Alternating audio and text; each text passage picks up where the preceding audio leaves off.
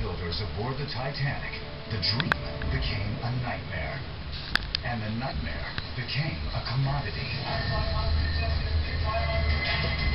100 years later, a global market for all things Titanic leaves the ship itself exposed. The Titanic is really a deep-sea museum with the doors wide open. That's my uncle's graveyard. You don't desecrate a grave. National Geographic explorer in residence Robert Ballard discovered the ship 27 years ago. Now he fears the Titanic will be lost again. If the Titanic is not protected, it will get stripped until all the jewels have been taken off the old lady's body.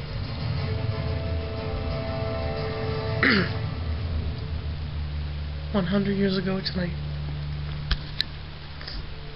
100 years ago tonight. Titanic hit an iceberg and sunk early in the morning tomorrow. Early morning tomorrow. 2:20 a.m. to be precise. And now 100 years later, it's at the bottom of the North Atlantic. Even the humblest artifacts fuel a legend that captivates millions around the world. And now we sit here at this very moment around the world thinking of the passengers and crew members and even the captain who died. And even the great ship itself, Titanic. And now I'm just going to watch a whole bunch of shows about it, because there's stuff on all night about it. All about it. So I'll be talking to you all through the night. So I'll see you in a few seconds. Reputed to be unsinkable. But on its maiden voyage in 1912, the unthinkable happened. She struck an iceberg on the dark reaches of the North Atlantic. Within hours, the ship and some 1,500 passengers plummeted to the bottom, more than 3 kilometers down. Titanic's gravesite remained a mystery for more than 7 decades, until in 1985, Ballard amazed the world with his find. He's given the Navy surveys of its lost nuclear subs without blowing his cover. He's free now to resume his quest, and he's even better prepared than before. Thanks to Thresher and Scorpion, he has a new plan for hunting history's most famed shipwreck. I knew that Grimm had had multiple cruises. The French had been at sea almost 2 months and didn't find them. I'd only had 12 days to do what others had not done in 60. So I was very nervous. Ballard and his French partners have narrowed their search to 80 square kilometers. Yet even in that area, Titanic is a needle in a haystack. But Ballard's secret work on the sunken nuclear subs has given him an idea. Like those subs, Titanic could also be strewn across the bottom.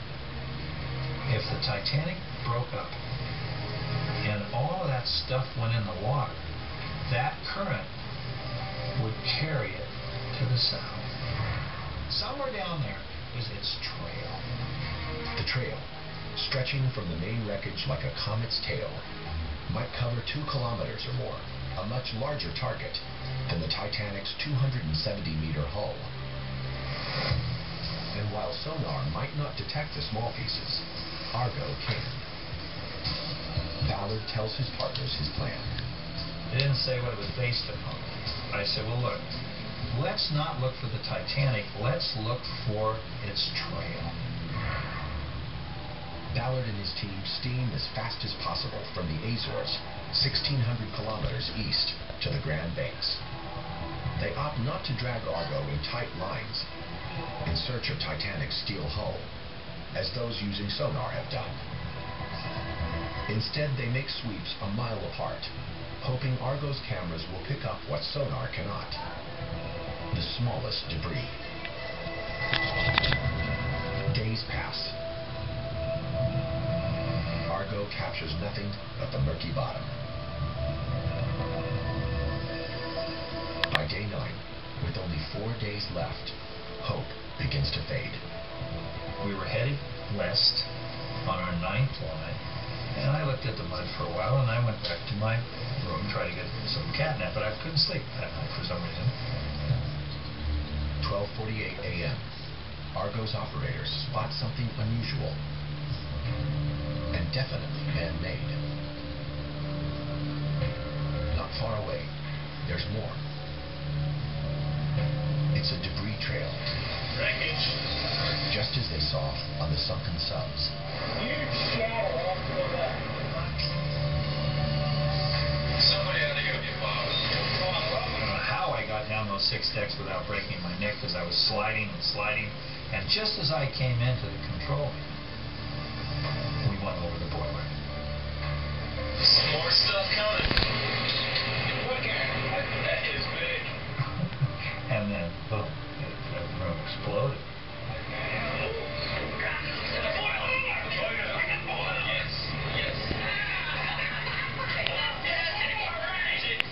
They have found one of the 29 giant boilers that powered the largest ship of its time, Titanic.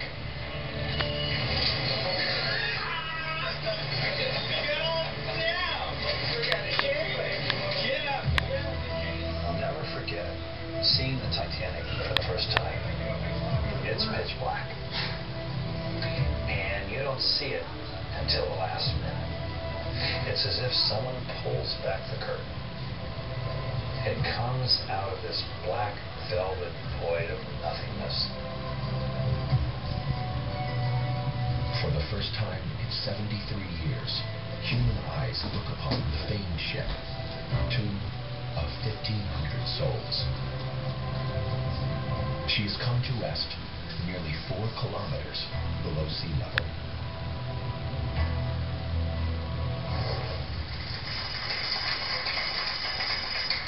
And the Navy agrees to let Ballard share his discovery with the world, as long as he conceals his real mission.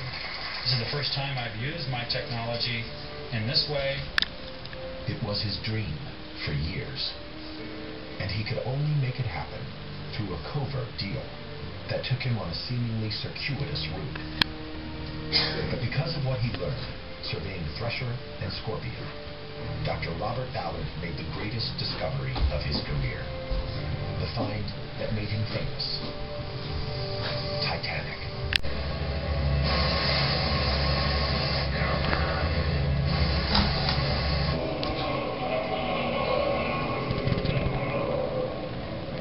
We almost just cleared. The helm was put over, the engines were stopped, the vessel had just started to work its way clear of the iceberg, and unfortunately it caught on the starboard bow. The collision happens at exactly 52 seconds, less than half the time it took in the movie. Dramatic scenes show Titanic's engines going into reverse, but this simulation proves that's impossible. It all happens much quicker than it did in the movie. There's several minutes that would have had to occur before they were able to actually start reversing the engine. With a large steam vessel like the Titanic, there's a unique combination of events that have to occur in the engine room. By the time I ring back on the telegraphs, the engineer responds back to me the time he's going to take to be able to work the engines in the reverse, to stop them and then start them the other way. It takes a long time. The simulation reveals for the first time the actual distance of the iceberg from Titanic. It wasn't 1.5 kilometers, as the movie suggests, but less than 600 meters, too close to avoid the collision. This data gives Captain Hearn the chance to settle a question which has haunted him for years. Was Titanic's captain to blame for the disaster?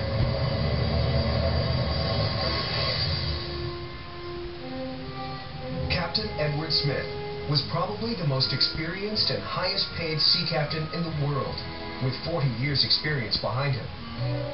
In the movie, he's portrayed as a company man, reluctant to act on his own initiative.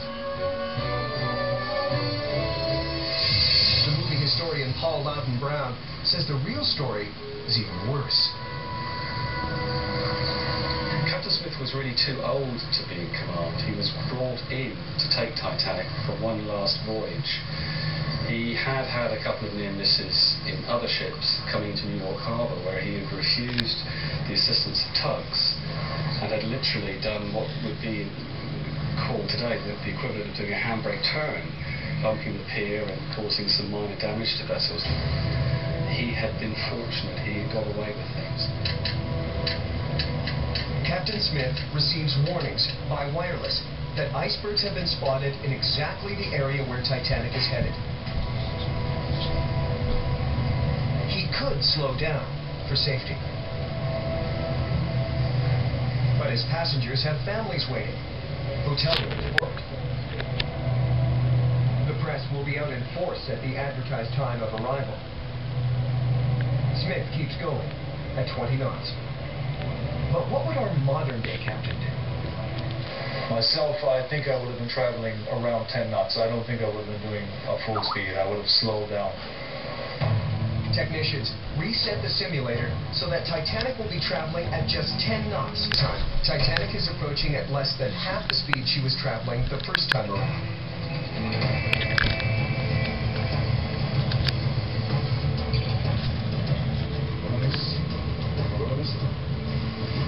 It allows more time for the turn to take effect. But is it enough time? We missed it. I report.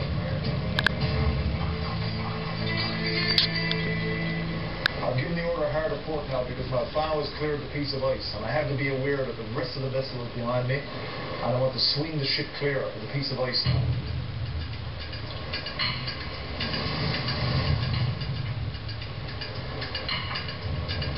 We've cleared. Cleared the iceberg. The experiment proves once and for all that Titanic would not have sunk if she'd slowed her speed. What we see in the movie, with volunteer Martin Barwood taking the place of Jack Dawson. Before the test begins, the team measured the subject's manual dexterity and also his grip strength. It'll help them determine how the cold affects his physical capabilities. A thermal camera, which detects body heat, will give an instant image of how his body reacts to the cold. 3, 2, 1. The sea temperature around Titanic was close to freezing point. For safety, medics have decided to run this test in water at 12 degrees Celsius. But the effects are still potentially lethal and need to be closely monitored.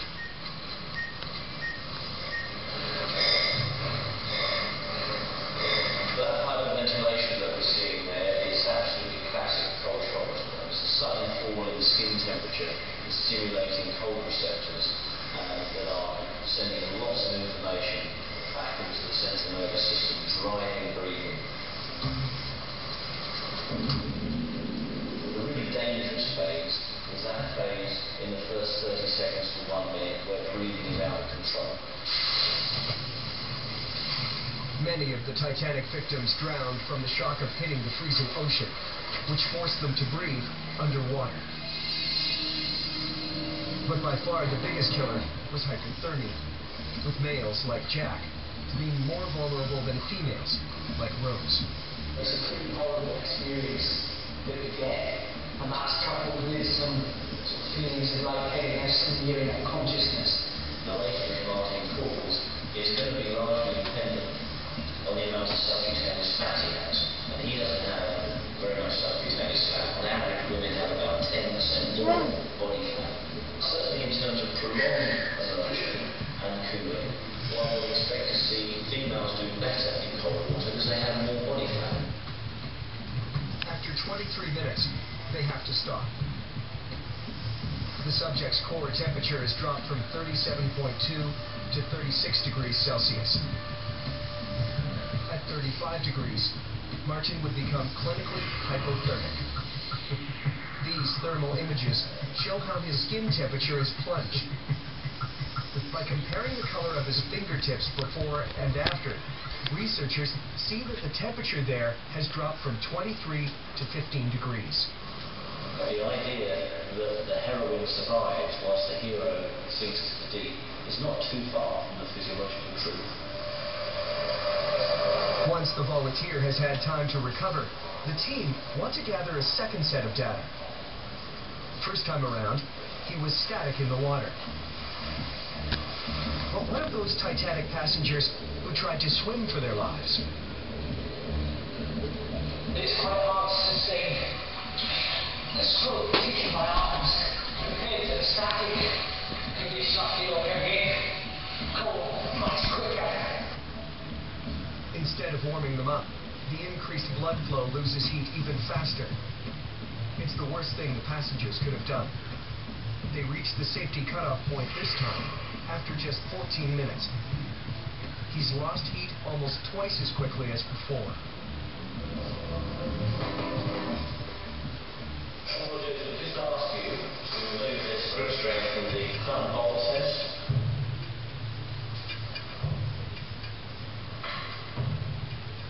When they repeat the manual tests, it's clear Barwood can hardly use his hands at all. His dexterity has fallen by 60%, his strength by 30%. These results provide valuable evidence on one of the most tragic aspects of the Titanic disaster. 11:39 p.m. 11:39. 1 minute to go. 1 minute to go. We're both vlogging. We're both vlogging here because it's kind of exciting. And we're watching Titanic / family interview. Watch. There we go. 11:40.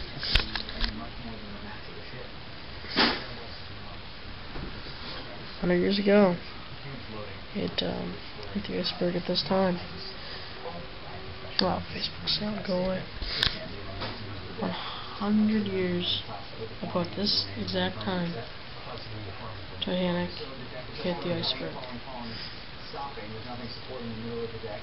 And then just 2.5 hours later, pretty much 2.5, it sinks.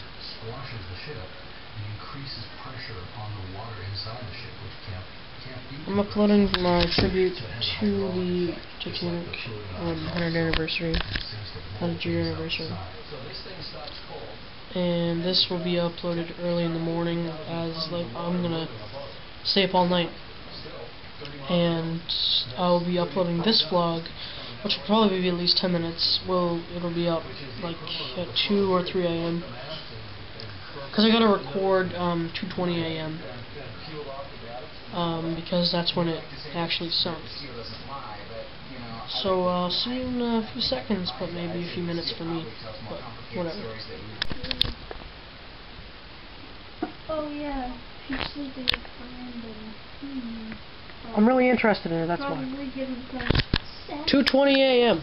It's 2:20 a.m. now, which means 100 years ago at this very moment, the Titanic went under the North Atlantic.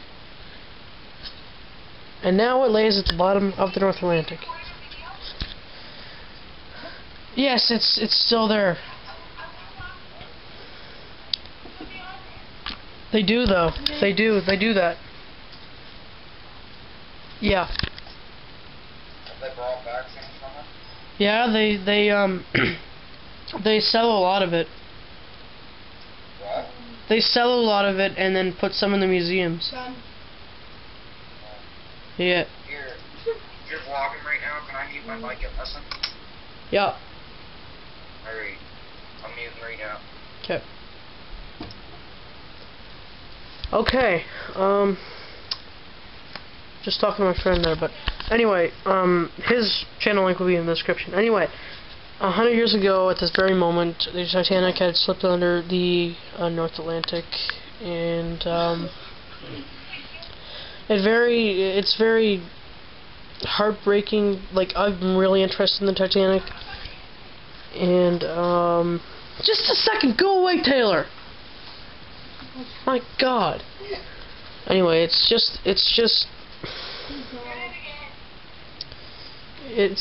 heartbreaking. Go away! Oh my God, leave me alone. God, I hate her. As I was trying to say, it's just it hits hard for me. And I've got tons of books about it, and I've done tons of research. Anyway, I'm gonna go now because I gotta go upload it. 100 years ago. Here we go. Yes, this very moment. I would like to thank you for watching this special edition 20-minute vlog.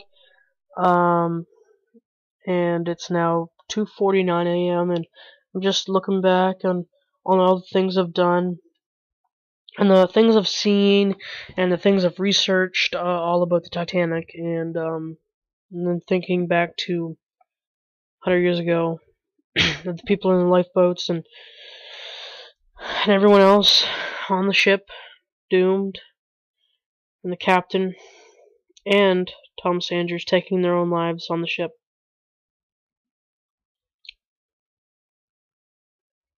I